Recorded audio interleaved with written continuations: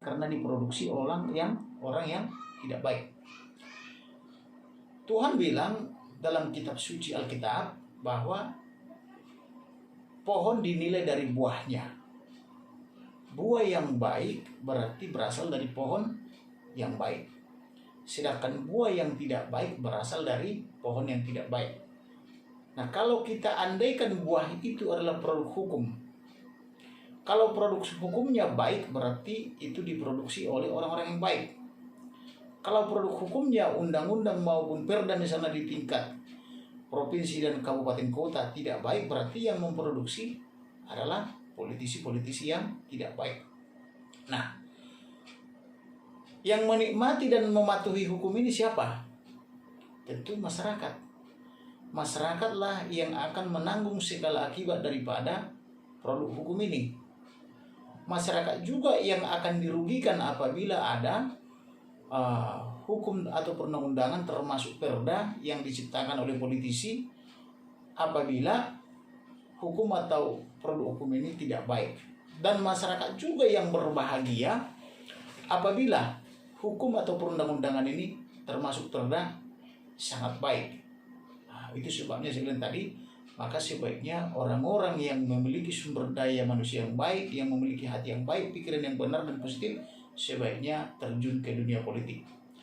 Jadi ini juga semacam otokritik kepada para rohaniawan, khususnya dari gereja ya. Kenapa orang-orang gereja dari sejak saya masih kecil sampai sekarang secara umum bisa dikatakan 90% anti politik karena menganggap politik itu jahat. Sehingga karena politik itu jahat menurut anggapan orang-orang rohaniawan dan orang-orang gereja, mereka membiarkan bangku politik itu diisi oleh orang-orang yang jahat. Tetapi ketika ada produk politik, baik itu dari legislatif maupun dari eksekutif, karena eksekutif juga memproduksi hukum juga, namanya bisiking res, semacam kebijakan. Nah, mereka seringkali mengadu atau mengeluh, meminta pertolongan dan perlindungan hukum kepada DPR dan kepada eksekutif, dalam hal ini kepada presiden, gubernur, bupati, wali kota, kan begitu ya. Mereka tidak sadar bahwa mereka para rohaniawan dan orang-orang gereja lah misalnya yang membiarkan semuanya ini kacau karena mereka orang baik dan benar tidak mau terjun ke dunia politik. Oleh karena itu sudah tidak saatnya lagi kita mengeluh, tapi saatnya kita terjun ke dunia politik, masuk ke misalnya ke pederis, mari kita benahi bangsa dan negara ini.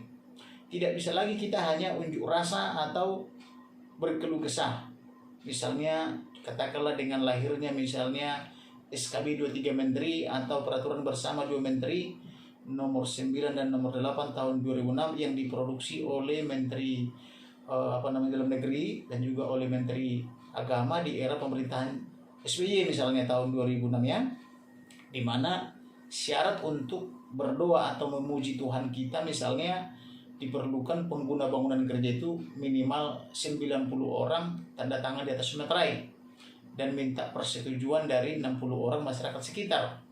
Padahal di dalam konstitusi maupun Pancasila sudah diatur bahwa memuji memuliakan Tuhan itu atau beragama itu adalah hak asasi manusia. Tapi bagaimana hak asasi manusia yang sudah diatur oleh Pancasila dan 245 bisa diabaikan atau dikesampingkan oleh peraturan yang sangat rendah yang tidak memiliki kualitas. Tetapi nyatanya peraturan yang sangat rendah yang tidak memiliki kualitas ini dipakai oleh seluruh perangkat-perangkat kepala daerah, mulai dari gubernur hingga kabupaten, wali kota, kota madya maksudnya, termasuk camat dan kepala desa, untuk mempersekusi katakanlah misalnya khususnya umat Kristiani misalnya, mereka tidak boleh beribadah. Apabila mereka mengurus izin tidak diberi izin, apabila mereka beribadah dianggap tempatnya ilegal, kan itu kan harus kita benahi. Nah, inilah akibat daripada orang baik dan orang benar tidak mau berpolitik, sehingga orang jahat yang berpolitik dan memproduksi hukum dan perundang-undangan yang sangat jahat. Berarti yang salah adalah kita. Kajiannya secara hukum, kalau kita melakukan kejahatan, kita bisa dihukum baik di dunia maupun di akhirat. Itu namanya strict liability. Tetapi apabila kita orang baik dan benar, membiarkan terjadinya kejahatan, kita juga sama dengan penjahat itu. Namanya vicarious liability. Contoh, di dalam kitab suci dikatakan, ketika kita nanti di akhirat atau di akhir zaman akan diadili, apakah masuk surga atau neraka, malaikat atau Tuhan akan bertanya, mengapa kamu biarkan kejahatan itu terjadi dan tidak kamu tegur? Dan apa jawab kita? Kita orang baik dan benar mau jawab apa atas pertanyaan malaikat atau pertanyaan Tuhan nanti? Maka kita juga patut dimintai pertanggungjawaban karena membiarkan terjadinya kejahatan. Padahal kita orang baik dan benar. Padahal kita tidak mau bergabung ke partai politik. Nah, kemudian di dunia juga vicarious liability juga adalah suatu bentuk pertanggungjawaban moral. Misalnya, seorang dokter melakukan malpraktik di rumah sakit. Dokternya tentu disalahkan secara hukum.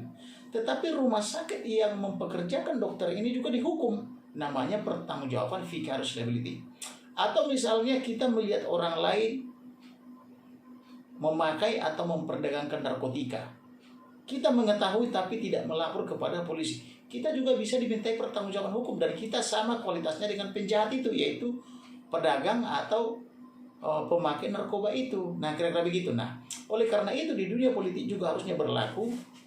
Politisi yang melakukan kejahatan semisal korupsi, maka ketua umum dan pengurus-pengurus partai juga harus dimintai pertanggungjawaban. Harus bisa dimintai pertanggungjawaban secara vicarious liability. Karena kenapa? Karena ketua umum lah yang mempekerjakan atau yang menempatkan mereka untuk bekerja di posisi masing-masing, sebagaimana yang pernah dikatakan oleh Ibu Megawati selaku Ketua Umum PDIP, bahwa presiden saja itu adalah utusan atau petugas partai. Jadi kalau petugas partai tidak bertanggung jawab, misalnya apakah itu sebagai presiden, gubernur, menteri, atau bupati wali kota, maka ketua umum partai harus bisa dimintai pertanggungjawaban. Demikian juga rakyat. Rakyat juga yang memilih penjahat atau koruptor menjadi pengurus negara ini juga harus dimintai pertanggungjawaban, baik di dunia maupun di akhirat. Nah, itu begitu kira-kira. Nah, kemudian selain daripada politisi itu tadi bertindak sebagai legislator, dia juga memiliki fungsi anggaran. Anggaran itu banyak ketimpangan. Banyak daerah tidak mendapatkan anggaran yang adil. Banyak lembaga, termasuk rakyat, termasuk juga golongan atau keagamaan tertentu yang tidak seimbang mendapatkan anggaran. Misalnya, katakanlah belum lama ini Bapak Presiden Jokowi menyumbang atau membangun kantor Majelis Umat Islam atau MUI. Kalau nggak salah informasinya itu sekitar 600 miliar.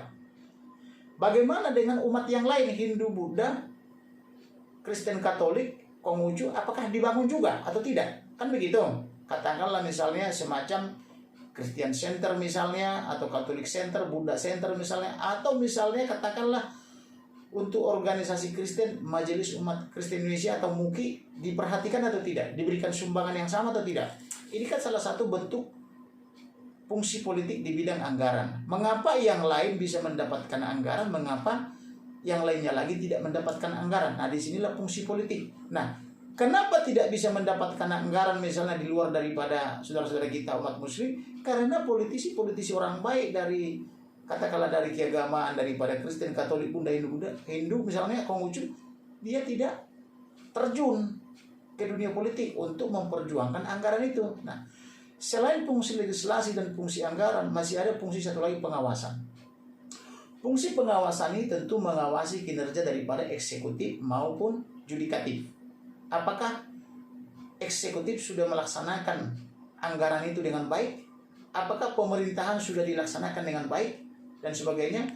Kemudian, apakah misalnya hukum dan keadilan sudah berjalan sebagaimana seharusnya menurut hukum acara di pengadilan, atau apakah polisi, jaksa, hakim dan atau advokat masih memperjualbelikan hukum? Nah, itulah fungsi anggaran, yaitu mengontrol supaya berbangsa dan bernegara ini dilaksanakan sesuai dengan hukum dan peraturan. Nah, oleh karena itu orang-orang yang bisa mengawasi tentu adalah orang yang memiliki kemampuan, orang-orang yang hatinya baik, orang-orang yang pikirannya benar dan positif. Nah, kira-kira begitu. Nah, di sisi lain, seburuk apapun hukum dan perundang-undangan yang diproduksi oleh anggota dewan, termasuk itu perda di tingkat provinsi dan kabupaten kota madya, apabila eksekutif selaku pelaksana undang-undang memiliki hati dan pikiran yang baik, maka negara ini masih bisa berjalan dengan baik walaupun tidak sangat baik.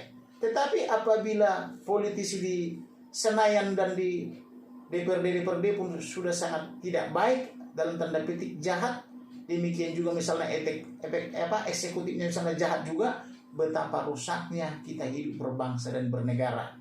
Maka kita bisa temukan seperti kemarin bagaimana seorang menteri Juliari Batubara, misalnya menteri sosial kalau nggak salah ya, dia ditangkap oleh KPK karena korupsi atas uang untuk bansos di tengah bangsa dan negara kita sedang dilanda oleh COVID-19 atau COVID-19.